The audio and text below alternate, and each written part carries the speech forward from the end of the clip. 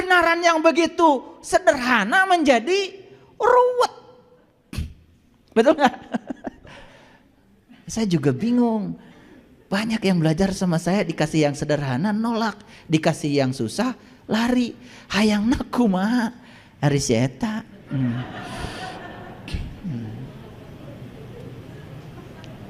Sesungguhnya kami telah mengulang-ulang dalam Quran ini bermacam-macam perumpamaan, dan manusia adalah makhluk yang paling banyak berdebat. Gitu maksudnya sebetulnya di ayat ini. Ini yang dipakai bahasanya aksaro. Aksaro itu bukan sedikit loh. Kasiro itu di atas 75%. Kasiro kebalikan dari kata kolil. Kalau kolil itu sedikit sekali, kalau kasiro banyak sekali. Kebanyakan manusia sukanya berdebat. Ya kalian kan model-modelnya begitu. Bikin seminar, debat. Debat spiritual, tong datang.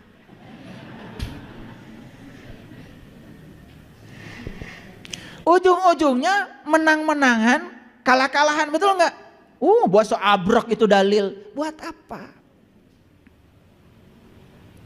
1 ton kata-kata tidak ada artinya dibanding 1 ons pengalaman. Begitu kata Mahatma Gandhi. Mendingan saos tapi ngalaman daripada 1 ton tapi hanya kata-kata. Buat apa?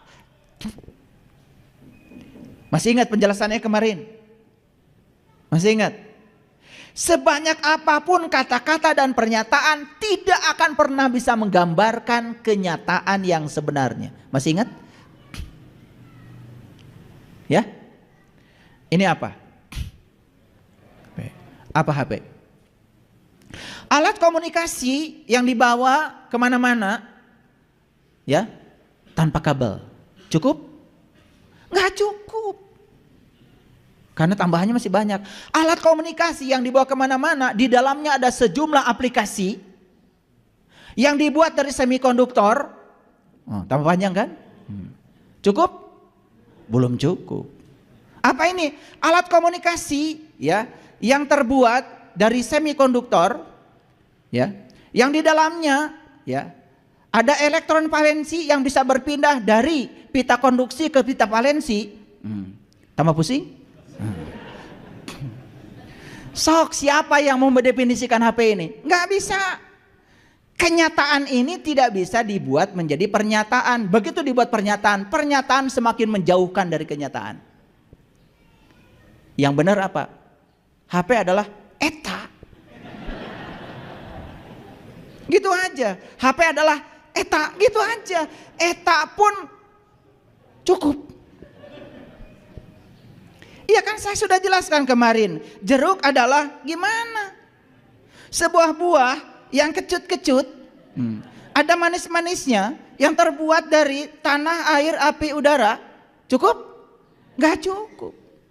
Sebuah buah yang kecut-kecut, manis-manis, kadang-kadang keset, ya. Yang terbuat dari tanah, air, api, udara, ya. Yang di dalamnya, udah, ya, ada air. Wah, udah tambah panjang lagi. Cukup? Sepanjang apapun tetap nggak cukup. Mana jeruk? Eta. Jadi kenapa kita lebih tertarik dengan orang yang banyak ngomong? Dan kenapa kita tidak tertarik untuk mengalaminya sendiri? Allah adalah ya Allah. Berani-beraninya mendefinisikan Allah. Allah yang tanpa batas yang gak bisa diterangkan, gak bisa dijelaskan. Tapi Allah menjamin bisa ditemui dan bisa dirasakan. Setelah menemui dan merasakan, gimana? Ya gitu. Cukup? Cukup. Orang yang sudah tahu cicing. Gak kayak saya banyak ngomong. Saya pengennya kalau ngajar itu duduk aja. 2 jam di sini. Selesai semua bubar. Gimana? Ngerti Pak, ngerti. Gitu. Pengennya begitu. Saya udah teriak-teriak aja dari tadi, masih bengong. Karena otak kita itu sudah sangat, mohon maaf, sudah terkontaminasi oleh begitu banyak pengetahuan, yang pengetahuan itu justru menjadi hijab untuk naiknya kelas kesadaran kita. Lanjut. Nah, Ini Quran surat Al-Isra nih, ya. Walaqad sarafna linnas fi hadzal Qur'an min kulli masalin. Diulang lagi. Dan sesungguhnya kami telah mengulang-ulang kepada manusia dalam Al-Quran ini tiap-tiap macam perumpamaan. Tapi kebanyakan manusia tidak menyukai kecuali mengingkarinya. Jadi apa maksudnya? Maksudnya kalau diceritakan perumpamaan mau. Tapi kalau diceritakan yang sebenarnya di balik perumpamaan, mengingkarinya. Saya juga bingung ya. Saya mengajar dari tahun berapa ya? Tahun 97 saya ngajar Ma'rifatullah itu. Sedikit sekali orang yang mau menerima kebenaran itu. Lebih banyak yang menolaknya. Tapi kalau dikasih yang perumpamaan, pada setuju. Oh nanti itu bakal begini. Oh ya, seneng. Tapi kalau saya bawa ke sini saat ini sekarang bukan nanti, mengalami langsung, menolak.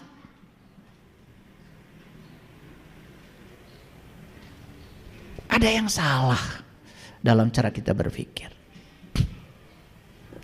Coba perhatikan. Semua ayat Quran tadi selalu akhirnya kan menegasikan. Coba, aku berikan dalam Quran itu berbagai macam perumpamaan, tapi kebanyakan manusia tidak berpikir. Aku berikan dalam Quran itu begitu banyak perumpamaan, kebanyakan manusia tadi apa? Membantah, berdebat.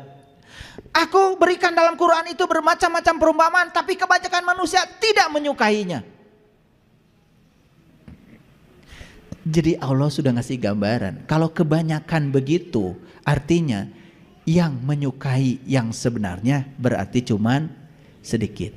Maka di Quran surat Al-Kahfi, tinggalkan kebanyakan orang, masuklah ke dalam golongan yang sedikit, masuklah ke dalam gua yang bisa memberikan kamu keselamatan. Gua Al-Kahfi, gua tahu? Itu perumpamaan. Awas, bukan gua Jati Jajar, gua Pawon. Awas, gua Hiro, gua Sur, bukan. Gua itu gue. Makanya orang Jakarta bilang gua tuh anak. Gua tuh dari sini ke atas. Betul? Coba. KTP dari sini ke atas, dari sini ke bawah. Betul? Siapa itu? Gua. Makanya identitas manusia tuh di sini. Wajah ini alamat semua kebaikan, juga alamat semua keburukan. Hati-hati kalian menggunakan wajah itu. Melakukan kebaikan, wajahmu dikenang orang. Melakukan keburukan, wajahmu jadi dikenang orang. Wajah ini alamat, address. Lanjut. Si panjang nih. Nah dalam Quran surat Al-Baqarah ayat 255, perhatikan saya, ini pasti kenal semua. Allahu la ilaha illa huwal hayyul qayyum. Pada ingat itu, kalau ayat ini dibacakan langsung ingat. Wah itu ayat kursi pak. Buat apa? Ya buat nakut-nakusin jurig gitu kan. Ya gak apa-apa, jurignya siapa? Pertanyaan dilanjutkan. Pada ngejawab ya, jurig. Allahu Allah, la ilaha, tidak ada dia, illa, kecuali dia, hayyu, yang selalu hidup, qayyum, dan selalu terjaga. Maaf ya, saya menggunakan bahasa leksikal, bahasa kamus biar mengerti ya. Allah, tidak ada Tuhan selain dia yang maha hidup, hayyu, qayyum, yang maha terjaga. Qayyum, qiyam itu maha berdiri sebetulnya. Jadi maha terjaga. Siapa yang dalam diri kita selalu hidup? Nafas. Siapa yang dalam diri kita selalu terjaga? Nafas. Betul? Kalian tidur pun nafas gak ikut tidur. Betul? Pernah pamitan sama napas? Pamit napas, saya mau tidur. Pernah? Enggak, untung aja napas gak ikut tidur. Betul gak? Saya tanya, napas itu siapa? Masih bingung, karena apa? Konsepsi tentang Tuhan itu sudah sedemikian terparadigma di otak kita. Dia tuh seakan-akan suatu sosok gitu yang tinggal di sana. Keberadaan dia dalam diri kita yang mewujud sebagai napas, pinjaman kehidupan, yang tidak pernah tidur, gak pernah ngantuk, itu saja tidak pernah disadari. Dekat gak Allah? Apa wujudnya? Nafas.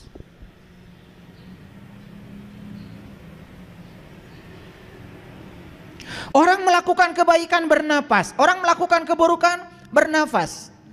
Allah ngikutin saja karena beliau itu adalah Rob, fasilitator. Terserah kamu. Karena di balik semua pilihan ada risikonya. Saya kasih tahu ya. Apa risiko yang paling besar dalam hidup ini? Apa? Apa? Silakan acungkan tangan. Apa risiko yang paling besar dalam hidup ini? Apa? Tertutup. Risiko yang paling besar dalam hidup ini adalah tidak mau ambil risiko.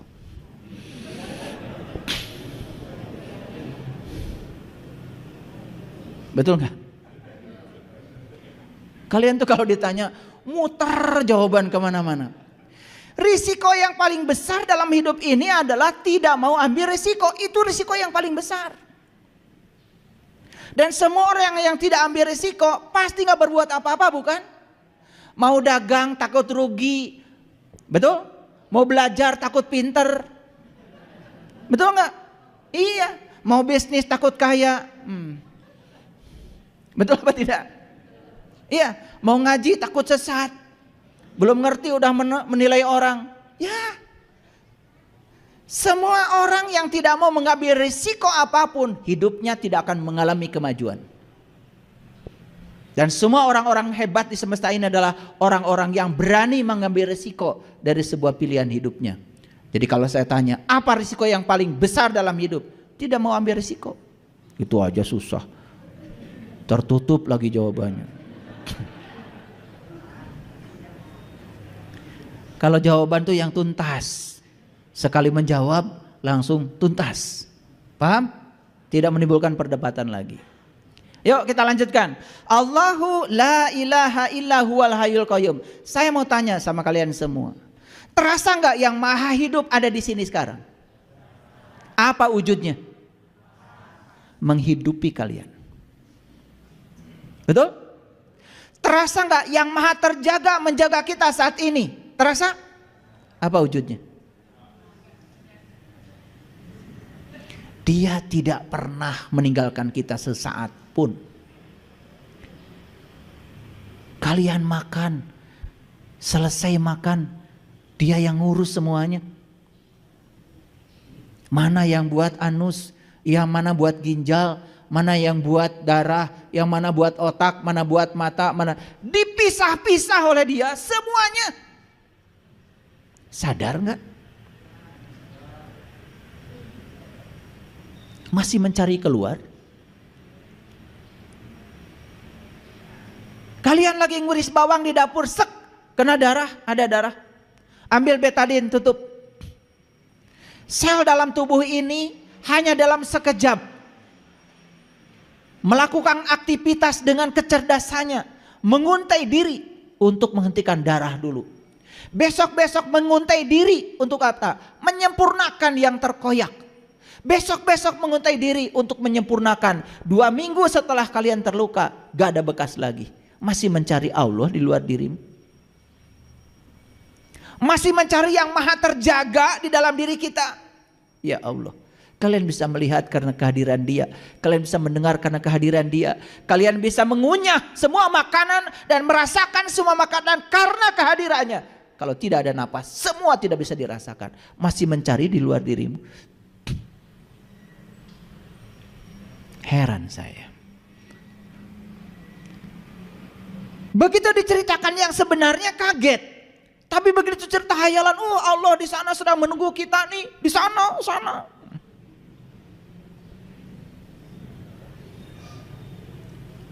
Karena sudah terparadigma, otak kita sudah terbentuk seperti itu. Kan Allah bilang, la ta'khudhuhu sinnatun wala naum. Boro-boro tidur Allah, ngantuk saja nggak pernah. Dan kalau Allah ngantuk, berarti Allah akan lepas sesaat. Tidak pernah. Boro-boro tidur, ngantuk saja tidak. Lahu ma fis samawati wa ma fil ard. Aku meliputi langit dan bumi dan semua yang di antara keduanya. Dia mengatakan aku meliputi. Berarti kita diliputi oleh Dia. Masihkah kita menyaksikan Dia? Bukankah kita sedang bersama dengan Dia di tubuhnya Dia?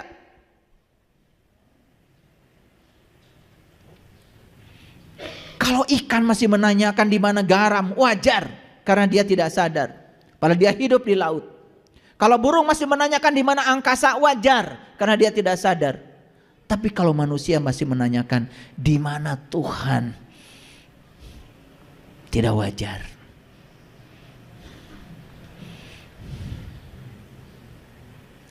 Man zalladhi yashfa'u indahu illa biizni ya'lamu ma baina aydihim wa ma khalfahum wa la yuhituna bi syai'in min ilmihi illa bima syaa. Wasi'a kursiyu samawati wal ard. Kursi. Apa kursi? Kursi itu siloka dari kekuasaan. Wasi'a kursiyu samawati wal, kekuasaannya meliputi langit dan bumi. Itulah hebatnya yang Maha Kuasa. Semakin dia berkuasa, semakin dekat dengan yang dikuasainya. Terasa gak kuasanya Allah pada diri kita? Kalian sekarang bisa menggerakkan tangan, kuasa siapa? Kalian bisa membuka kacamata, kuasa siapa? Kalian bisa memasakkan kancing, masuk ke lubang kancing, kuasa siapa? Itu bukti bahwa kursinya, kuasanya meliputi langit dan bumi. Itulah bedanya kuasa Allah dengan kuasa manusia. Manusia jadi RT masih gampang ditemui. Mulai jadi lurah susah. Jadi camat tambah susah. Jadi bupati tambah susah. Jadi gubernur tambah susah. Makin banyak ringnya. Hesek pangijeng saya. Makin tinggi jabatan manusia, makin jauh dari yang dikuasainya.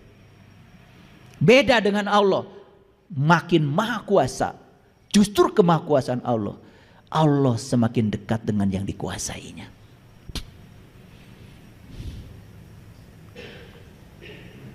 Betul?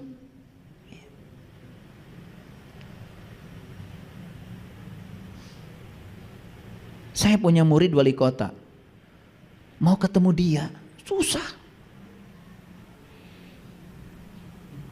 Harus lewat ajudan. Lucunya ajudannya lebih wali kota daripada wali kota.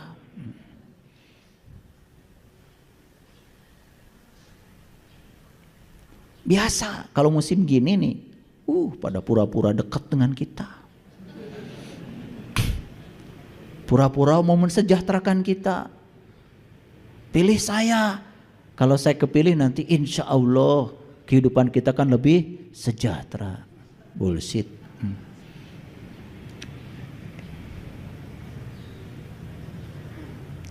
Ya saya bukan sedang menceritakan siapa-siapa. Saya cuma menceritakan bedanya kekuasaan Allah dengan kekuasaan manusia. Allah tuh makin berkuasa malah makin dekat dengan yang dikuasainya. Manusia makin berkuasa makin jauh dari yang dikuasainya. Kenapa? Itulah keterbatasan manusia. Kekuasaan manusia itu 5 tahun. Paling juga 10 tahun. Kekuasaan Allah tanpa batas. Tapi lucunya lebih banyak manusia yang suka pada yang punya kuasa singkat. Dipuji-pujinya, didekati-dekatinya. Betul? Subhanallah. Kenapa kita tidak mencari yang abadi? Kenapa? Gantungkan diri kita kepadanya. Jangan gantungkan pada siapapun, apalagi yang punya kekuasaan sesaat. Damai. Kita tidak terjebak dukung-mendukung. Mau memilih, memilih saja, namanya pesta demokrasi. Tapi tidak konyol dukung-mendukung. Apalagi harus berantem karena dukung-mendukung. Yuk kita jaga NKRI ini. Kita jaga persaudaraan kita. Rayakan pesta demokrasi dengan penuh sukacita. Memilih yang berbeda gak apa-apa. Itu hanya, kan pemilu itu langsung, umum, bebas, rahasia. Yang tahu pilihan kita kan cuma kita. Betul? Udah. Tetap bersaudara ya. Itu. Jangan korbankan persaudaraan kita untuk sesuatu yang sesat.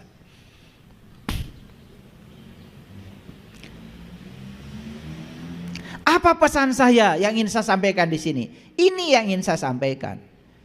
Ini yang ingin saya sampaikan. Di Quran surat lanjutannya, yaitu Quran surat 2 ayat 256, Allah mengatakan la ikraha fiddin.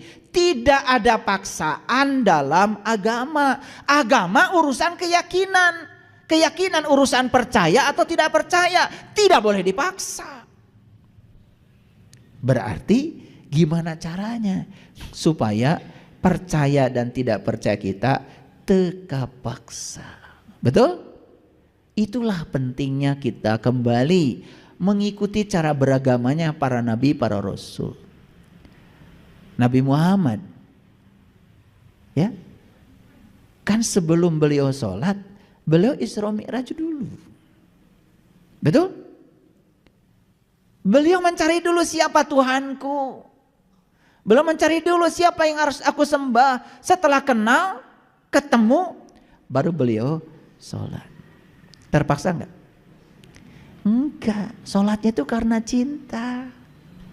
Karena sudah tahu dan kenal. Nah kita ini kan sholat jadinya kewajiban. Dilaksanakan dapat pahala, ditinggalkan dapat siksa. Jadi transaksional. Seakan-akan itu benar. Padahal kita tuh sebetulnya gak mau sholat. Kali aja dapat surga. Sebetulnya gak mau sholat, cuma takut disiksa dalam neraka. Konsepnya sudah berbeda. Nabi Ibrahim kan tidak sholat dulu. Beliau mencari dulu siapa Tuhanku. Nanti saya tunjukkan ayatnya. Oke, clear sampai sini? Nah, jadi itu metodenya yang harus kita ikuti. Makanya kata Nabi Muhammad, Qul in kuntum tuhibunallah fattabi'uni. Itu diabadikan dalam Quran kata-kata itu. Jika kamu ingin mendapatkan cintanya Allah, ikuti aku. Yuhibbukumullah, pasti Allah akan mencintaimu. Jadi Allah jadi kekasih, bukan mitra dagang kita. Paham? Banyak masalah tahajud, tambah banyak masalahnya. Ya mau tahajud, tahajud saja. Kalau orang yang sudah cinta pada Allah, ada masalah nggak ada masalah. Jamnya malam tahajud, ya tahajud saja. Seperti Allah mencintai dia tanpa syarat.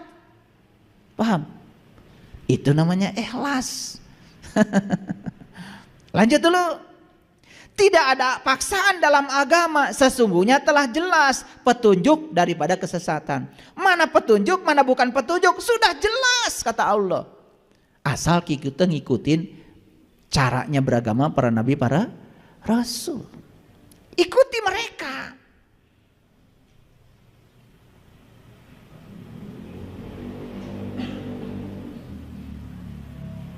Jadi Quran itu oleh Nabi Muhammad dibicarakan dulu atau dialami dulu? Ulangi, dibicarakan dulu, dialami dulu. Pintar kalian tuh ya kalau menjawab. Ulangi sekali lagi kalau gitu, dibicarakan dulu, dialami dulu. Setelah dialami pasti cocok kan? Kalian dibicarakan dulu, dialami dulu.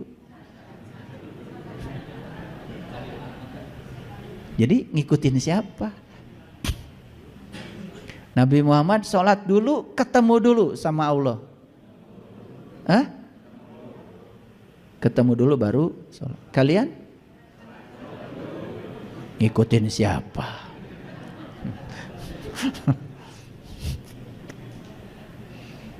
Sadar nggak ini teh? Bisa tertawa ya? Mentertawakan siapa? Itu. Selama ini mentertawakan siapa? Orang lain so.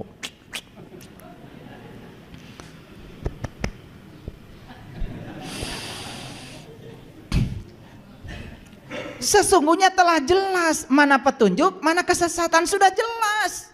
Itu yang menyebabkan tidak perlu ada paksaan dalam agama. Maka barang siapa yang tertutup kepada togut dan beriman kepada Allah, ini syaratnya. Supaya kita tidak salah dalam menangkap perumpamaan, kita harus tertutup terhadap togut dan beriman kepada Allah. Tahu togut? Togut, Nabi Ibrahim kan terkenal ngampakin semua patung-patung. Itu siloka. Siloka. Perumpamaan. Apa patung? Patung itu sesuatu yang tidak berubah. Paham? Patung yang dibuat oleh ahli seni gak bahaya. Pernah ada yang ditonjok patung? Difitnah patung? Dihina patung? Oh, itu patung kurang ajar menghina saya. Itu patung itu yang dibuat oleh ahli seni, itu seni. Bukan itu yang dikampakin oleh Ibrahim, bukan itu. Patung itu yang paling berbahaya adalah sifat kita yang tidak mau berubah persis seperti patung tah eta. Asa pang benerna patung, asa pang solehna patung, teu daek ngaji patung, tidak menambah ilmu patung, merasa paling bisa patung, merasa paling tahu patung. Sekarang saya tanya, bener nggak ini? Ada patung nggak di situ? Kampakin.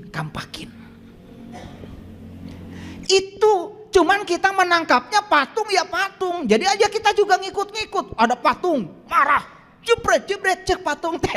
Naon salah kuring. Gelo sih ya, gitu cek patung. Untung patung teh bisa ngomong. Patung dikampakin, kata patung, apa salah gue? Nunyian gesia. Ngerti maksud saya? Ini saya pengen nyubit sama kalian itu. Bukan itu. Sifatmu yang tidak mau berubah, merasa paling benar, merasa paling soleh, di zona nyaman, eta rezeki, geus puguh teu mahi. Kudu mahi. Usaha tambahan deui. Karunya atuh bojo di bumi teh. Mere saeutik kudu mahi sabulan, meuli kalender mahi satahun. Pasea teh ku sabab saeutik. Kitanya kayak patung, ya, enggak mau merubah nasib. Geus gawe kitu teh, kitu we, geus puguh teu mahi. Ngerti enggak? Saya kadang-kadang lucu ya. Saya kadang-kadang ngobrol yang dengan teman-teman yang sama-sama PNS dengan saya. Setiap ngomong tuh, kan PNS gajinya sedikit pak. Atuh nah maneh teh maka jadi PNS. Titah saha. Betul enggak? Geus saeutik teh diomongkeun we terus. Keluar. Jadi pengusaha. Kalau kita kerja di orang itu satu kuncinya, kita menyiapkan masa depan orang. Tapi kalau kerja sendiri menyiapkan masa depan kita, itu yang bener. Geus puguh saeutik kudu mahi. Di amplop, di amplopan ge tetep teu mahi. Ieu keur listrik, ieu keur. Giliran budak mah hoyong jajan, eueuh amplop nage. Pas saya teh saeutik. Oleh karena itu kita harus berubah. Nah sifat yang tidak mau berubah itu patung. Ngerti? Itu berhala yang sebenarnya. Itu kelihatan sekarang ada pada dirimu. Kampakin toh. Kok mau paling gede nama? Kampakin. Paham maksud saya?